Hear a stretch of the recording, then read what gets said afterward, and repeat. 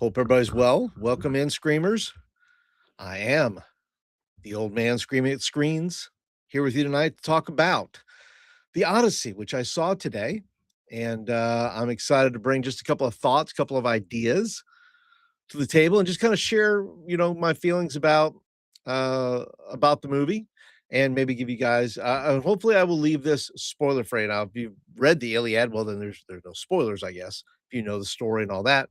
But I will lean upon some very basic things without getting into all the different um aspects of it that would ruin it for you. I can tell you right off the bat that overall, I had a very good experience watching The Odyssey. The Odyssey is about 2 hours, 50 minutes, something like that, 2 hours, 52. And overall, had a tremendous experience. Now, do I think it's Nolan's greatest movie he's ever made? It's epic. It's certainly um, a one of those movies, that directors make that that they gotta, get known for or, is their the pinnacle of their career, which I don't think this is the pinnacle of his career. I think it's quite, an event. I think it's quite uh, a movie that of scope, of topic, of the source of material that he's using, and all those kind of things. But one of the things I want to talk about before I even get into some of the movie parts, discuss a little bit more about what I think about the movie itself, is I'm concerned with the amount of hate this movie got. I was watching Film Threat, which I'm a fan. I'm a fan of Film Threat with a lot of the folks that are on there. But I saw that Robert Burnett had joined the show. And I like Robert Burnett because he has a very um, his mindset is such that it's not necessarily this kind of inflammatory or knee jerk reaction or listen, he's got his things, he's got his things that he is passionate about, and he calls things out, and he does those things. But I felt like he got some unjustified, criticism on the show. They were doing a live event. I was watching this and I was like, I was like this kid watching the show where mom and dad are fighting. I'm going, whoa, these guys are serious. And some of the things that were being talked about, which in our movie landscape has been something for a number of years now, where we talk about gender swapping or race swapping or how woke is this film going to be, and those kind of things. And I just felt like you know Burnett's point of view was, can we wait to see the movie? Now let me say this: if you are one of those people who says, I'm a historian, and there's plenty of issues to go around with the movie in the sense of depending whose point of view you're looking at. If you say, well, I'm a historian, I'm looking at all the period pieces, and is that ship authentic, and is this armor authentic, and is this you know uh uh you know is the buildings authentic, or whatever it is, whatever your thing may be. Listen, you have a case to be made. If you watch this and go, you're not happy with how those items look on the screen, and you're going, that's not period correct. Sure, absolutely. If you're a literary person, right? If you say, "Boy, I really know my Odyssey," and that the fact that Nolan did not stick to the source material. First of all, he wasn't used. It didn't matter whether he was going to use um, Homer's, or the original version, or the version he went with, which happened to be um, uh, a interpretation of uh, of Homer and the Odyssey. So, he chose to go with that. And if you're one of those people that that says, "Listen, I don't like the fact that Nolan said, look, we're going to put Lupita Nyong'o in this, or we're gonna put people of color in it, or we're gonna do, and you say, okay, you have a problem because he did not stick, Nolan did not stick to the source material. You have a case to be made. You could say that, and you say that's not correct. It's stay with the source material, don't mess with it. But the problem is with some of that is that that's been going on for quite some time. It's not unique to the Odyssey. It's been in other, I mean, go back and watch Sinbad. I mean, is are all the, people were up in arms because, Nolan didn't use any Greeks for in the film. I don't know. Go back and watch Sinbad. Were everybody in Sinbad culturally appropriate for the time and the of the area that they lived in? Was uh, you know, any of these movies of our past that where, where where this has occurred. And it bothered me in this regard. It just bothers me that we've quit judging a movie on its merits. To watch a film, and I'm not a movie critic, by the way. I'm not a critic. I am a lover of movies. And the things that I scream about are these type of things where we're not even willing we're not even willing to watch the movie before we have already made our opinion that there's 25 things wrong with this film. And listen, I've had to, as somebody who loves movies and wants to bring movies to you and share my love of movies, that I have to overcome some of my own personal biases. You know, who I give my money to. Why would you want to go see this movie? Why would you want to? First of all, Nolan's going to do $200 million probably without my money, right? But I want to watch the film and see whether or not it's telling me a good story. That's ultimately what I'm in for. Is it a good story? I just read an article, or not an article, I think I just saw a title somewhere about maybe a video of where Nolan doesn't like to put his politics in movies. Good for him. I've watched a number of those, and I don't think he puts his politics in movies. And I'm thrilled not to watch movies with political agendas or with cultural agendas or any of those things. Tell the story. Tell the story the best way possible, and then I will judge that story based on its merit, based on what you have given me. Did you waste my 2 hours and 52 minutes? Did I give you my money so that you could re-educate me in somehow because I'm so dumb that I need to be told or preached to or any of these things? And that's a waste of my money. Nolan did not waste my money. Nolan put together an excellent movie. In fact, I'm gonna go back and see it. I'm gonna go see it again with my son, and on Saturday. And I think I'm gonna have I'm gonna have the same reaction. In fact, I'm seeing it twice. I'll be able to digest it a little bit more even. But I just don't like listening. I didn't watch any more trailers. I didn't watch any more critics reviews. I didn't watch any about this because I wanted to go in with the best idea possible. I wanted to go in with a clean slate in my brain, not thinking about a lot of the things that other people are talking about. I wanted to judge the movie on its merits, and I found the movie to be entertaining. Some people say, they say, well, it drags. I didn't, not for me. I felt like it was engaging the whole way through. I felt like everybody did their job. The sound was incredible. The actors did their job.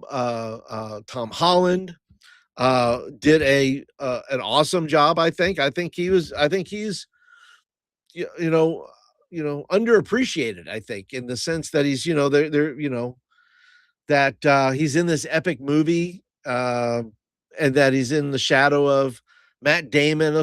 I think he holds his own. He's acting alongside Matt Damon and Robert Pattinson, and I don't think he has a problem with it. I don't think there's I think he does a great job with it. And, there's lots of other great actors in it. The people were worried about Travis Scott. People worried about Travis Scott being in the movie and being a bard in the movie. Well, we're going to have this rapper coming in. He's going to rap stuff. I mean, we're putting that stuff out there, and we have no idea what we're talking about. You know, he had all of about 2 minutes of screen time, the opening part and some of the closing part, and I think maybe he has done some music uh, in the film itself, maybe on the soundtrack. But he these things that we're concerned about, that we get all fired up about, and those are the things I don't like. I don't like putting these things out there and creating this negative buzz without having to see the film. Which like we're just gonna keep throwing, oh, what is he gonna do? He's a bard, he's gonna rap, and he's gonna listen. Was I a fan necessarily of using kind of this modern day vernacular? Like we're worried about Tom Holland calling people dad. Okay, you know what? Nothing in the movie took me out of the movie. Okay, nothing. I didn't see anything in the movie that said it took me out of the story. I wasn't obsessed about, you know, whether the once again, if it was overused, if you're using, listen, if you're gonna do Knight's Tale, let's say, and you're gonna put modern music in it, and you're gonna put We Will Rock You in it, that's a little different. It's a different kind of movie. Well, that wasn't done in this. So for me, in watching the movie, I'm saying to myself, nothing's taking me out here. I At no point did I say I'm not watching the Odyssey. I'm watching some travesty, some uh, uh, uh something that is less than what the Odyssey was in that regard, as far as a story. It's a story about a man trying to get home. And so, when I'm looking, like I said, all the things that we worry about. Now, there are some movies I already know what they're about.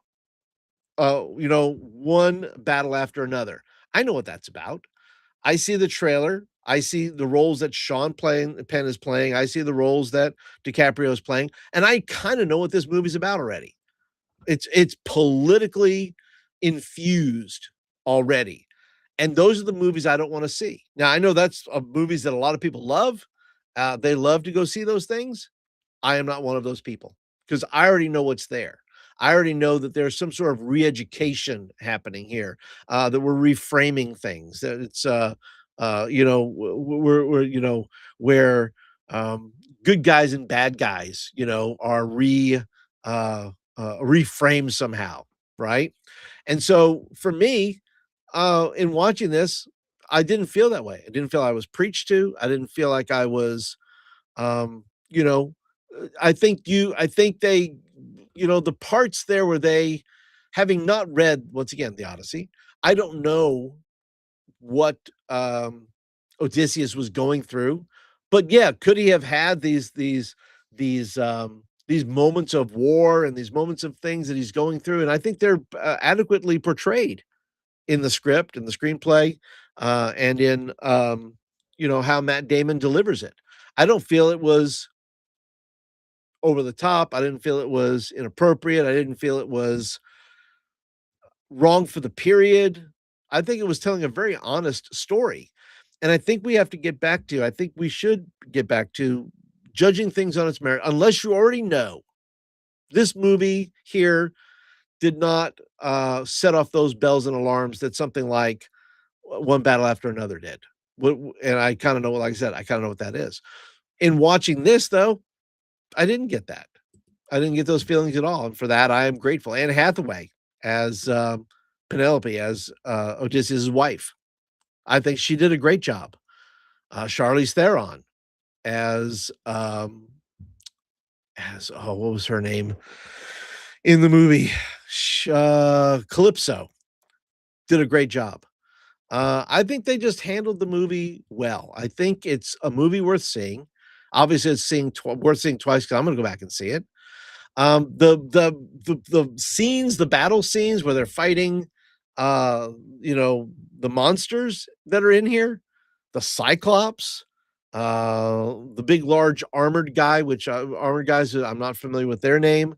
The monsters that are in the strait that they have to go through, the the witch they meet, the sirens. I think they're all really well done. I think all those scenes of battle, the scenes where they're fighting, And it's not heroic. You got a lot of running away, which is you look, if you're these people, you're running away from these things. That's what you're doing. You're not standing there in toe to toe. You're going, oh yeah, let's fight these guys. They're tearing us apart. They're throwing us into trees. They're doing horrible things. We just need to get out of here. And that's what they do. I think it's in that regard, it's realistic in that sense. And so yeah, so I think there's going to be a lot of even though it's early in the season, I would not be shocked if John Leguizamo, who's in it by the way, does a great job. I don't like his opinions about a lot of things, but you know what? He showed up, he did his job, and I liked it. Now, could he get a best supporting actor nod? Probably. I think he'd probably be worthy of that. Tom Holland could get a best supporting actor. Um, Matt Damon will certainly get best actor nod. Anne Hathaway, best actress. Um, Charlize Theron could get best supporting actress. I think there's a lot of Robert Pattinson, once again, was a creepy dude in this movie, could get a best supporting actor. I think there's just a lot of things that are to be looked at in this movie and go, you know what? Everybody showed up and did their job. And I think that's the best thing I can say about this movie beyond the other things. I mean, obviously the action pieces, the sound itself was incredible. When you're there in the sound in IMAX and you're listening to the wind and the waves and the boat breaking apart and people yelling and the ocean or the sea just being, lapping waves. I mean, super immersive in that regard. And so the sound, look, there should be probably uh, an Oscar nod to the sound folks there because they pretty good, pretty good. The visuals were very good. Cinematography was great. Once again, those guys did their job, and made it feel like you know the scope was there, that you felt like you were there. The score was great, um, and I'll just end with this. I just think as somebody who loves movies, I have to be willing to put away my biases to be able to say, I'm going to go see this movie. If I don't feel like the movie's going to insult me, once again, I'll refer back to, One Battle After Another or a Seth Rogen movie. I'm not a big fan of Seth Rogen, but I feel like there's, stuff there that I already know what it is. I'm not, I'm not going to go spend my money on what I already know. Like I didn't go to Supergirl. Why? Because, well, it did not look good. It did not look good.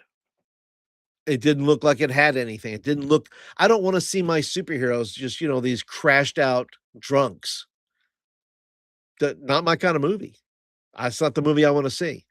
I wanna see heroism. I wanna see, heroes being heroes.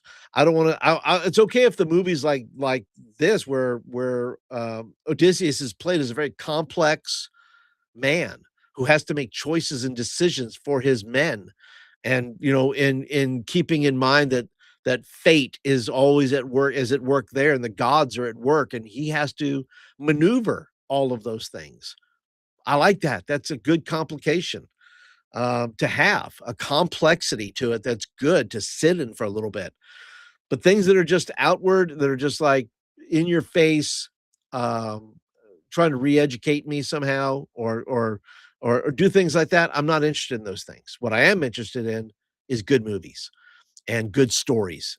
And Christopher Nolan and the cast told a good story, and that's why I think it's worthy of going to go see. So I hope that for whatever my 2 cents is worth, you let me know down in the comments if you have questions about the movie, and you say, Paul, let me, I would like to know what do you think about this or what do you think about that, and and I just noticed that my friend Tim has shown up here, so welcome in, Tim. I didn't have my chat up. I kind of got on a roll there. Um, there was no quantum ogres. You like you like my dumb person impression? Well, it's not really an impression. It's kind of just me being me. Um, so yeah, I would say, man, a man just trying to get home sounds like I'm going through the Odysseus area, right, right? It's very human, and I like that about it, and I like the how they did it. So, I encourage you that if you're letting your biases of whatever your bias may be, if you think it's preachy, if you think it's trying to send a message, if it's trying to, it's, I'm going to tell you it's not. Okay, I think it's telling the story it needs to tell. But if you have to go with your convictions. If you say I'm not going to go see it because it doesn't stay true to the source material, or I don't like the way directors swap gender swap, or they do those things. The people you're worried about in this film are in it for about 2 minutes total, right? Elliot Page in it for about 2 minutes. Lupita Nyong'o 2 minutes. We're worried about things that I think we should not be worried about, and I think we should go see the film. In this case, in this regard, for the Odyssey, go see it for yourself, and then make all the commentary you want. And I think that's given the film a fair shake. But that's it, guys. That's my 2 cents on this. I hope that you'll stick around. You're on the channel here. If this is your first time watching this, be sure to go ahead and click the subscribe button. Hit the thumbs up button. Lets me know you like the video and you want more of them. And I'll be sharing, some things and screaming about some other things. I call this live screaming. I don't even call it live streaming. I call it live screaming because, well, listen, I'm an old man screaming at screens. And so yeah, so I'll do this from time to time, so you can join in on the chat and let me know what you think about movies and what you think about them, and would love to hear your opinions down in the comment. But that is it for tonight, guys. Thank you guys so much for watching, and I'll catch you guys.